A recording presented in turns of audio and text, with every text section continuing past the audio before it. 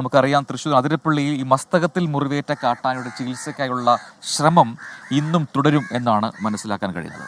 വനത്തിലേക്ക് പോയ കാട്ടാനയെ കണ്ടെത്താൻ കഴിയാത്തത് ആശങ്കയ്ക്ക് ഇടയാക്കുന്നുണ്ട്. ആനയുടെ ആരോഗ്യസ്ഥിതി അതീവ ഗുരുതരമെന്നിരിക്കെ കണ്ടെത്താൻ വൈകുന്നത് ആശങ്കയാണ്.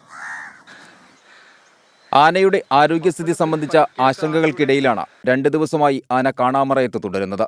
ആനയ്ക്കായി കാലടി പ്ലാന്റേഷനിലെ 1-ാം ബ്ലോക്ക്, 3-ാം ബ്ലോക്ക്, 17-ാം block, Thadimuri, Vadamuri, factory division, കശുമാവിൻ തോട്ടം, എലിച്ചാണി, പറയൻപാറ എന്നിവിടങ്ങളിൽ വിവിധ സംഘങ്ങളായി തിരിഞ്ഞ് ഇന്നലെയും തിരച്ചിൽ നടത്തി.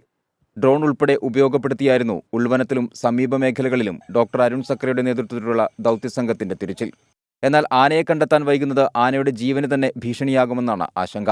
ഇന്ന് വാഴച്ചാൽ ഡിവിഷന് പുറമെ മലയാറ്റൂർ, ചാലക്കുടി ഡിവിഷനുകളിലും ആനയ്ക്കായുള്ള പരിശോധന ശക്തമാക്കും. ആനയെ കണ്ടെത്തിയാൽ ഉടൻ തന്നെ മയക്കുവെടിവെച്ച് ചികിത്സിക്കാനാണ് വനംവകുപ്പ് തീരുമാനം.